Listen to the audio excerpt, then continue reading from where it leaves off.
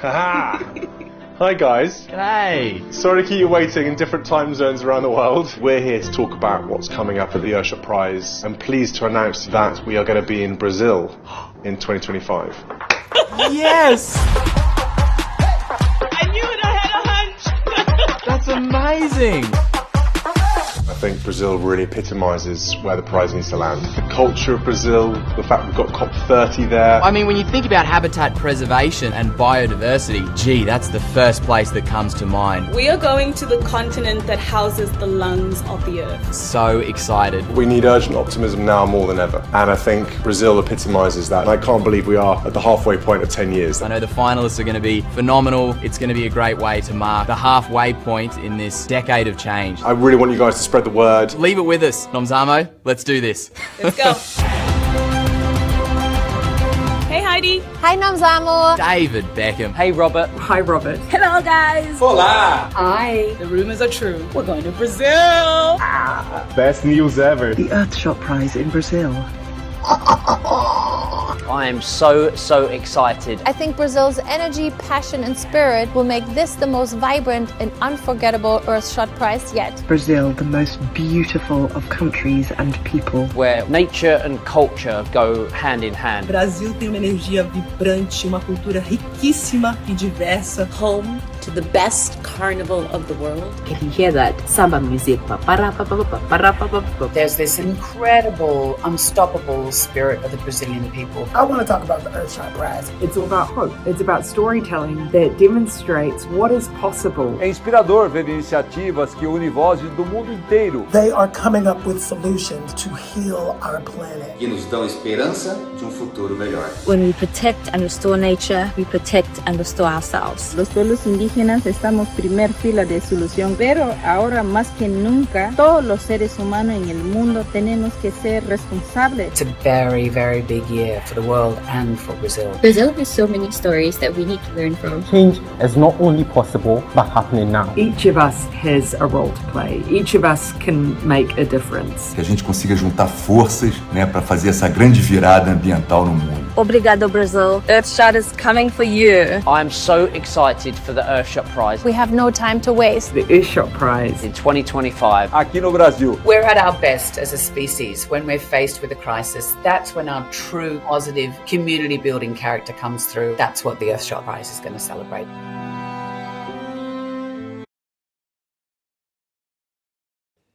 It is with great pleasure that my wife and I welcome you to Windsor Castle on this, your second state visit to the United Kingdom. This unique and important occasion reflects the enduring bond between our two great nations, anchored by the deep friendship between our people.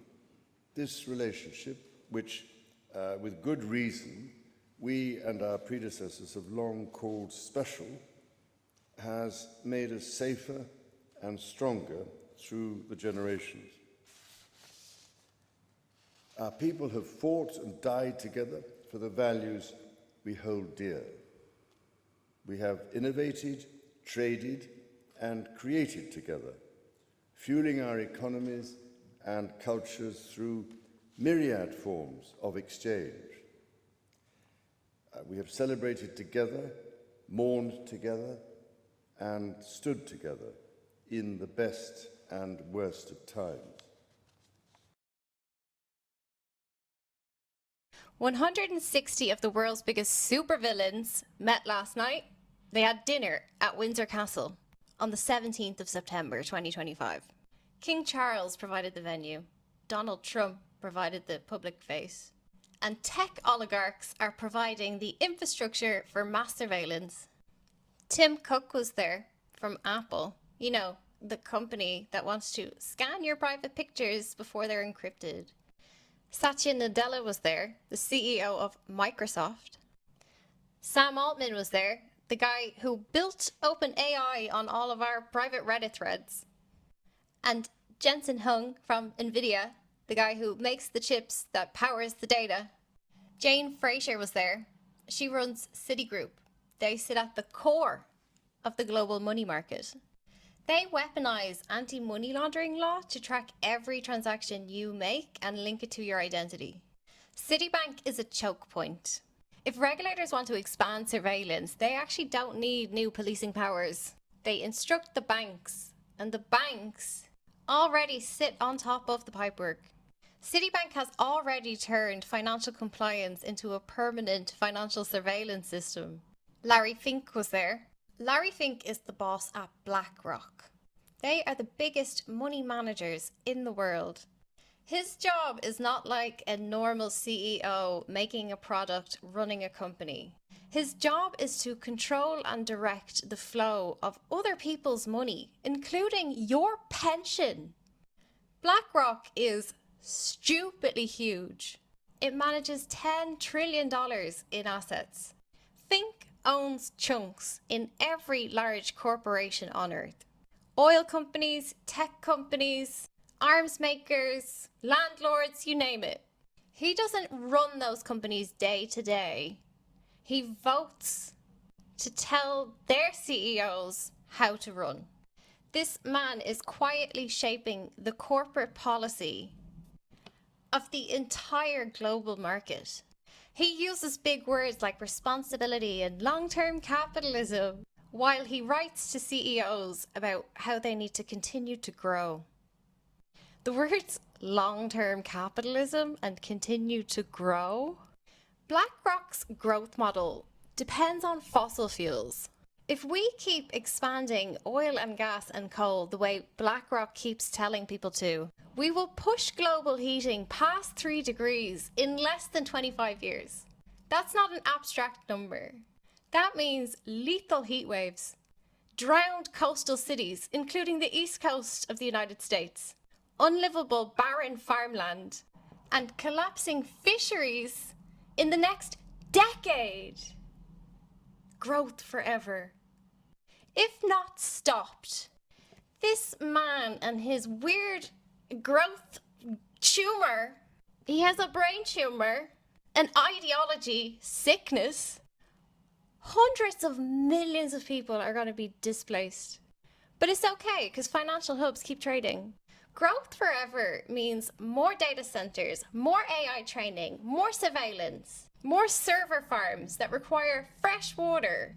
Fresh water is a finite resource. Most of the Earth's water is not drinkable, and they don't like putting salt water on their tech, so they take it out of your mouth. While the climate falls apart around us, these guys met last night in their little room for their little dinner. Oh, very pompous, very posh. Seats of power. Please understand the future that these shareholders, robber barons, are trying to build will destroy everything else. The climate, the oceans, your freedom, dead. And that's not hyperbole. That's just what the science is saying about capitalism. They also brought Rupert Murdoch. It was news to me he's still alive. Apparently, the plan to sell 21st century mass surveillance to you sits with this 90-something-year-old media baron whose audience is literally dying off. Most people under 40 get their news from TikTok. Murdoch couldn't even buy influence if it came free with Sky Sports. If he's your idea of narrative control, you're finished. This is like the world's oldest Facebook uncle who shouts at the telly. Oh, and the head of MI6, Sir Richard Moore, was there, which you would expect in his role as Senior National Security Advisor, but he's on the press release. You're supposed to be a spy. It's sending a message. This isn't a trade deal. This was not a business dinner. It reads like an army being marshaled. Not against an external enemy, though. Against their own people. Intelligence is a huge part of the surveillance package. Secrecy and back-channel power are being baked into trade and tech partnerships. In a healthy democracy, his face should not be here. He's supposed to be invisible, briefing his ministers, not posing for the press release on the guest list. MI6 should not be involved in trade optics. That says you work for robber barons, not British people. He should not be a dinner guest at all. He should have been there in an unseen function, making sure that the royalty were safe. Putting him out in front of the public is a political choice. It's an attempt to normalise surveillance. The party line is that discussions at last night's dinner were around a £31 billion AI investment. You'll see wording like trade partnership or UK innovation hub. The reality is those 160 attendants already control every choke point of your digital life. They don't need to invest in surveillance infrastructure. They are surveillance infrastructure. Microsoft holds all of the government's data in its cloud. Apple is building identity systems using biometric information. Amazon runs everybody's servers. Nvidia and their choke point on chips cut most of the world off from developing their software. It's not because they're so great and they're the only ones who can make good chips. It's because they leverage US government restrictions on who can buy these chips. These guys are not brilliant. They got rich hoarding patents. They use patents and supply control and tariffs to lock down the entire global market so that only they can get rich. And that people who want to invest feel that giving them their money is safest. Then they act like heroes, show up at Windsor dinners like pompous, self-made geniuses. The reality is that room last night was full of cartel managers for choke point technology, treating human progress like it's a subscription service. On the 17th of March 2025, enforcement of the UK Online Safety Act began. Very quickly after, on the 8th of April 2025, the US Data Security Programme took effect. On the 25th of July 2025, UK age verification became mandatory. Last year, 2024, the UK government passed through the Investigatory Powers Amendment Act. This forces all global tech companies to notify the UK government before implementing any security updates. The orders must be kept secret from that company's own government. Since last year, Britain can now veto security improvements globally. Since October 2024, the Five Eyes Secure Innovation Guidelines have been functioning like soft law for big tech. These guidelines are creating channels for agencies to shape the company's technical design. That is regulatory steering without elected scrutiny. The US Executive Order 14117, or the bulk data rule brought in this year, was sold to the public as creating concrete rules to restrict the bulk transfer of your data. But what they've actually done is create audit trails and gatekeeping obligations, the precursor to surveillance infrastructure. Maybe it wasn't 1984, maybe it was 2024, but you want to talk about Orwellian society? We're already there. And last night's dinner was Big Brother's launch party. The world's richest people went to a dinner last night in Windsor Castle and agreed a plan. Their plan is simple. Burn more fossil fuels, build bigger data farms, bigger servers, and read all of your private messages. They called it progress. I call it a fucking stupid thing to do. While Western governments say we simply have no money to build clean energy infrastructure, they are spending billions of taxpayer money to build surveillance infrastructure. Servers, cameras, clouds, biometric scanning. This all runs on fossil fuel. They are literally burning coal to read your tweets. Surveillance systems guzzle electricity and public funds. They are spending billions on these contracts with private companies to scan and house and manage all of this data. Billions of taxpayer money that could be spent modernizing the energy grid so that hospitals and houses and small businesses have energy, but instead they've picked surveillance. That is a policy choice, not an accident, and certainly not ignorance. They hope that mass surveillance will clamp down the information environment in the West as a way to prolong their illegitimate hold on the seats of power. It does not serve anybody outside of that dinner room last night. They are spending public money creating systems that eat energy, are ineffective for policing, and dangerous to democracy. If we want a different future than the harrowing picture predicted by climate scientists, we need to stop pretending that this government is inevitable or acceptable. Laws and contracts can be paused. Procurement chains can be exposed. And the politicians can be removed. Please don't let them gaslight you with safety. Ask yourself, who gets power when the lights go out? Who benefits when children's hospitals have to worry about generators? There is nothing conspiratorial about how power works. Supply chain, law, public relations.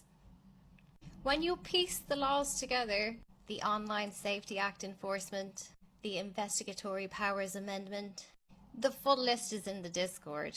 All of these laws have only been brought in the last year. They're all about surveillance.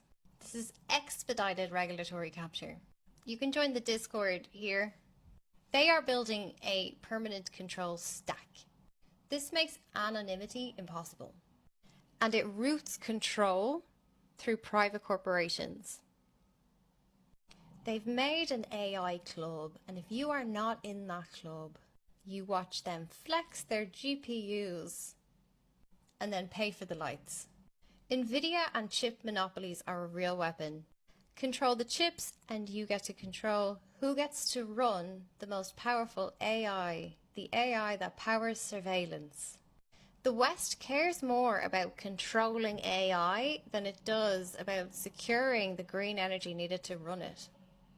Windsor wasn't a tea party. It was the people who control the digital rails, the banks, the chips, the narrative. The room was full of CEOs and spies. These are the actors who are building the future of technology. And they're doing it in a way where only they benefit and everybody else suffers.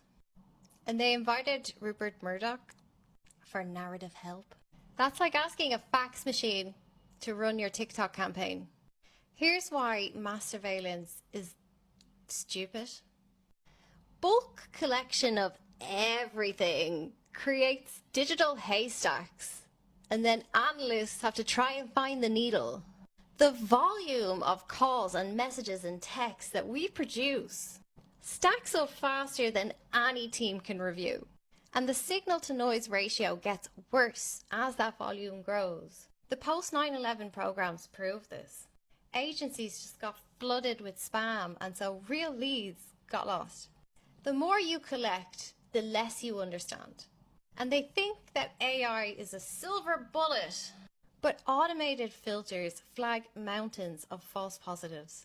And so the humans are still drowning in useless noise. The presentation of the policies sells certainty, but in practice, they produce backlog. Scale without clarity is just theatre. It looks busy, but it solves nothing. Every new feed makes the haystack taller and the needle smaller.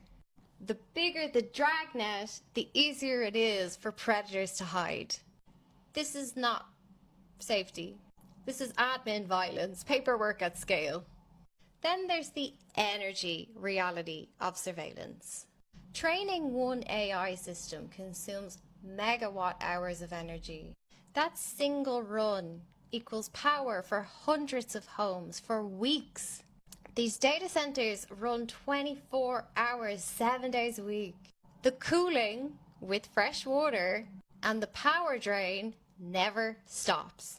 Surveillance AI is not a one-off project either. This is a permanent power build. We have miles of servers just for hoarding communications.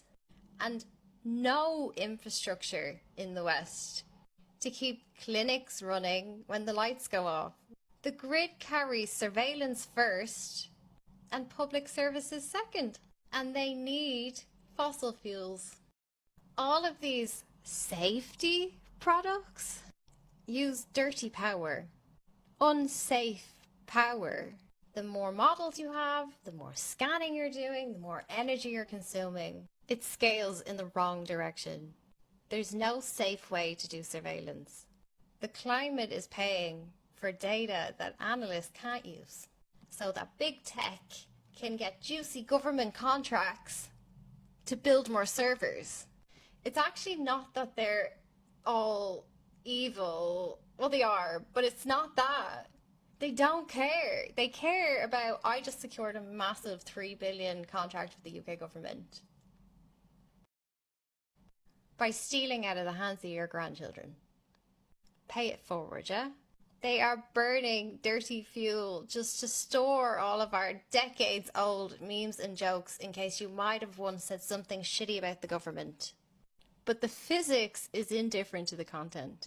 This cannot scale without complete climate catastrophe in your living future. This is not a problem for people in 100 years. If we keep going at the way that they are scaling big tech, there'll be nothing left. There'll be nothing left. I'm laughing, it's not funny. Total misallocation of public capital. Fast-tracking cloud contracts for their mates. Every pound to surveillance is a pound not building batteries. Procurement locks in contracts that outlive elected terms. So power is not with the politicians. It's with the contractors. This is privatizing government. China linked digital investment to its energy efficiency. And look at it win.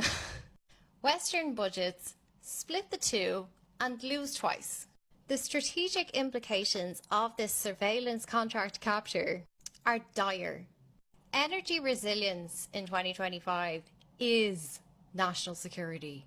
Surveillance cannot light a hospital ward in a blackout. It's the countries that are building for future generations, modern storage and clean industry, who are quickly gaining leverage against the West. These countries still burying themselves under dashboards and headlines are very fragile. Last night's stage show is completely hollow. A brittle grid defeats any smart security plan. So why are they doing it? Surveillance promises them control over speech, even though it won't give them control over speech. And building servers enables somebody's back pocket. But the truth is, it's all foolish. The future will be built with electrons, not eavesdropping. And some of last night's dinner guests should really have been put out to pasture a long time ago. This is not public safety. It is public energy being burned for private comfort.